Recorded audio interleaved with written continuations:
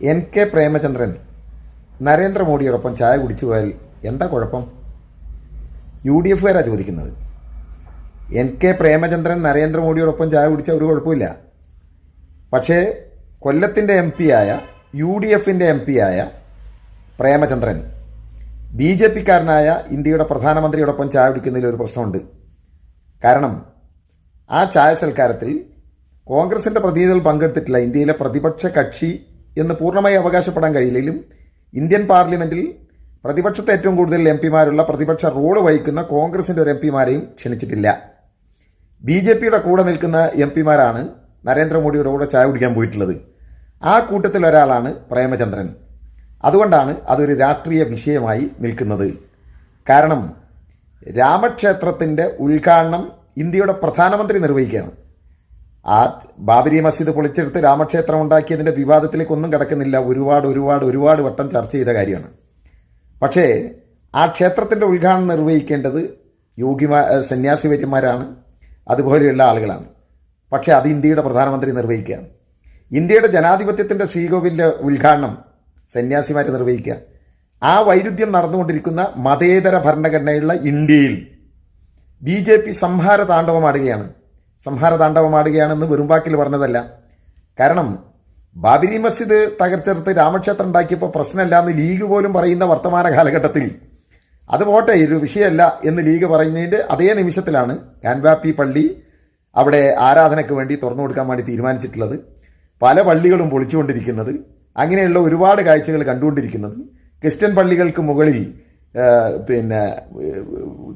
ഇവരുടെ RSSൻ്റെ കൊടിയുയർത്തുന്നത്, ഇതര മതസ്ഥരുടെ പള്ളികൾ ആക്രമിക്കുന്നത്, ഒരു സംസ്ഥാനത്ത് കലാപുണ്ടാക്കുന്നത്, നിരവധി മനുഷ്യർ മരിച്ചുകൊണ്ടിരിക്കുന്നത്, ഈ സമയത്ത് BJPയുടെ ഒരു സംസ്ഥാനം ഏക സിവിൽ കോഡ് നടപ്പിലാക്കുന്നത്, ഇന്ത്യയിൽ ഞങ്ങൾ തെരഞ്ഞെടുപ്പിന് മുമ്പ് പൗരത്വ നിയമം പാസ്സാക്കുമെന്ന് ഇന്ത്യയുടെ ആഭ്യന്തരമന്ത്രി പറയുന്നത്, അങ്ങനെ എല്ലാ അർത്ഥത്തിലും RSS ഇന്ത്യയെ ഹിന്ദുരാജ്യമാക്കാൻ എന്തൊക്കെ ചെയ്യുമായിരുന്നോ അതൊക്കെ ചെയ്യും, ഞങ്ങളിതാ ചെയ്തുകൊണ്ടിരിക്കുകയാണ് എന്ന് വെല്ലുവിളിയോടുകൂടി ഇന്ത്യൻ ജനാധിപത്യത്തിൻ്റെയും മതേതരത്വത്തിൻ്റെയും മുഖത്ത് നോക്കി പറയുമ്പോൾ അതിന് നേതൃത്വം നൽകുന്ന ഇന്ത്യയുടെ പ്രധാനമന്ത്രിയുടെ കൂടെ BJP അനുകൂലിക്കുന്ന MP-മാർ മാത്രം ചായ കുടിക്കുമ്പോൾ അതിനെ എതിർക്കുന്നു എന്ന് അവകാശപ്പെടുന്ന UDF, അത്രയും ഞാൻ പറയുന്നുള്ളൂ. എതിർക്കുന്നവർ എന്ന് പറയാൻ പറ്റില്ല. എതിർക്കുന്ന അവകാശപ്പെടുന്ന UDF, ലീഗും കോൺഗ്രസും ഈ പറയുന്ന RSPയും ഒക്കെയുള്ള പാർട്ടിയുടെ MP പങ്കെടുക്കുമ്പോൾ അത് പ്രശ്നം തന്നെയാണ്.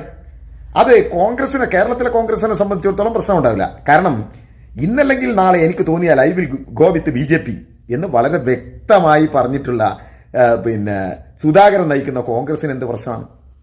ഈ വരാൻ പോകുന്ന തെരഞ്ഞെടുപ്പിൽ BJP അല്ല നമ്മുടെ മുഖ്യ ശത്രു, കമ്മ്യൂണിസ്റ്റുകാരാണ് എന്ന് പറഞ്ഞാൽ മുസ്ലിം ലീഗ് നേതൃത്വത്തിന് എന്ത് പ്രശ്നം? NK പ്രേമചന്ദ്രൻ ചായ കുടിക്കാൻ പോയാൽ, മുരളീധരൻ എന്ന് പറയാണ് NK പ്രേമചന്ദ്രൻ ഇന്ന് ചായ കുടിച്ചു പോയാൽ എന്താണ് കുഴപ്പം? ഓർക്കുന്നോ പ്രിയപ്പെട്ട മുരളീധരൻ?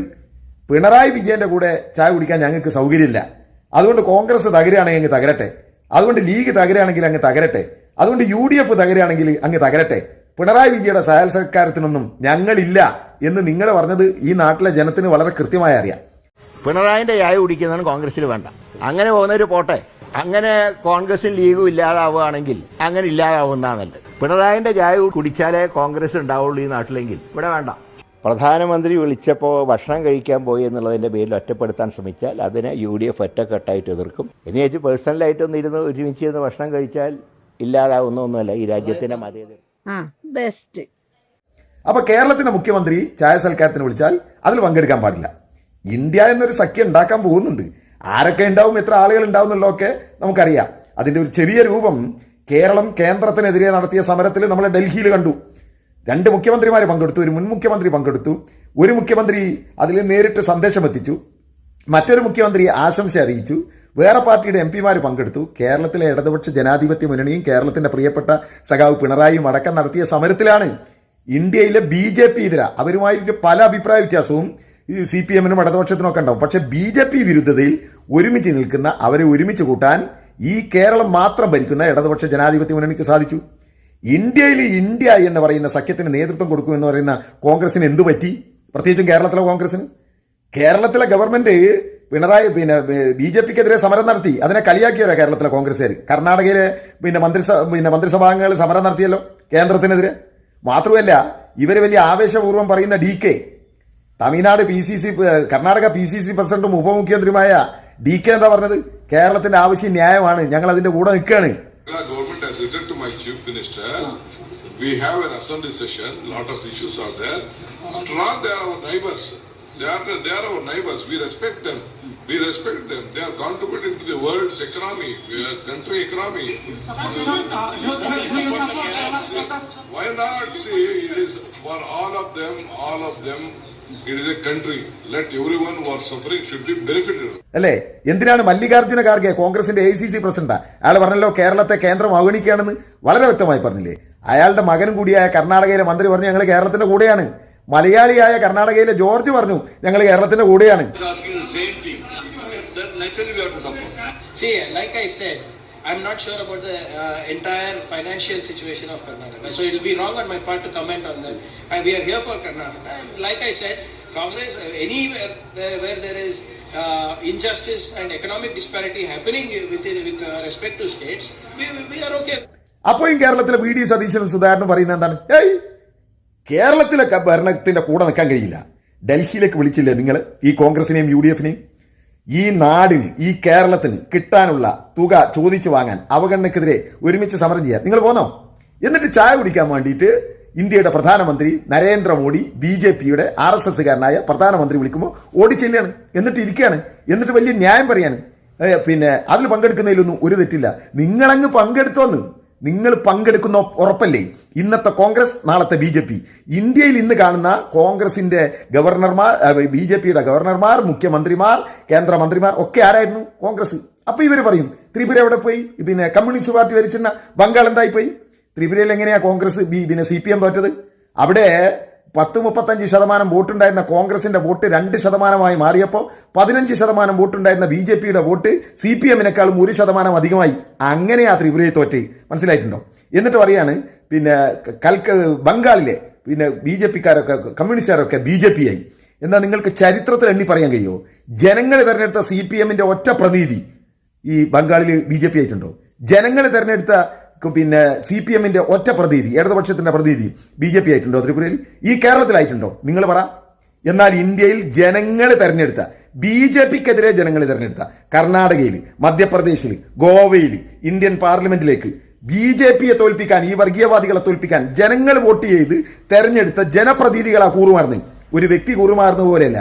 ജനങ്ങൾ വിശ്വസിച്ചേൽപ്പിച്ച ഉത്തരവാദിത്വം, BJPക്കെതിരെ പോരാടാൻ വേണ്ടി ഏൽപ്പിച്ച ഉത്തരവാദിത്വം, ആ ഉത്തരവാദിത്വം കിട്ടുന്ന തുച്ഛമായ തുക കൈക്കൂലി വാങ്ങി കോടികൾ അണ്ണാക്കിലേക്ക് വിഴുങ്ങി രാഷ്ട്രീയ ഷണ്ടത്തം കാണിക്കുന്ന മറുഭാഗത്ത് പോകുന്ന സ്വഭാവം കോൺഗ്രസിനല്ലാതെ ആർക്കുണ്ട്? അതുകൊണ്ട് നിങ്ങളെ സംബന്ധിച്ചിടത്തോളം കമൽനാഥ് പോകാൻ റെഡിയായി നിൽക്കുകയാണ്. മധ്യപ്രദേശിലേക്ക് ജോഡോ യാത്ര വരാൻ പോവാണ്. ആ ജോഡോ യാത്രനെ സ്വീകരിക്കുന്നൊക്കെ പറഞ്ഞ കമൽനാഥ് ഞങ്ങൾ എന്ന് പറഞ്ഞിട്ടുണ്ട്. അയാള് രാമക്ഷേത്രത്തിന്റെ പിന്നെ നിർമ്മാണത്തിന് വലിയ ഇഷ്ടിക കൊടുത്തയച്ചു. BJP നടപ്പിലാക്കുന്ന എല്ലാ നയവും അയാൾ അവിടെ പിന്നെ മധ്യപ്രദേശിൽ നടപ്പിലാക്കാൻ ശ്രമിച്ചു. BJP പറയുന്നത് എന്താണോ അതൊക്കെ നടപ്പിലാക്കി. പേര് കൊണ്ട് മാത്രം കോൺഗ്രസ് ആയിരുന്ന കമൽനാഥ് BJPയിലേക്ക് പോകുന്നതിന് ഒരു പ്രശ്നമില്ല. കേരളത്തിലെ കോൺഗ്രസിന്റെ അവസ്ഥ എന്താണ്? അന്ധമായ കമ്മ്യൂണിസ്റ്റ് വിരോധം പറഞ്ഞ് പഠിപ്പിച്ച് കോൺഗ്രസിന്റെ അണികളെ BJPയുടെ അണികളുമായി മനസ്സുകൊണ്ട് ചേർത്ത് നിർത്തി ഇനി കോൺഗ്രസ് തകർന്നാലും അവർ നേരെ BJPയിലേക്ക് പോകുന്ന അന്തരീക്ഷം ഈ നാട്ടിലുണ്ടാക്കുന്ന പാർട്ടിയുടെ പേരാണ് കോൺഗ്രസ്. ഇല്ലേ?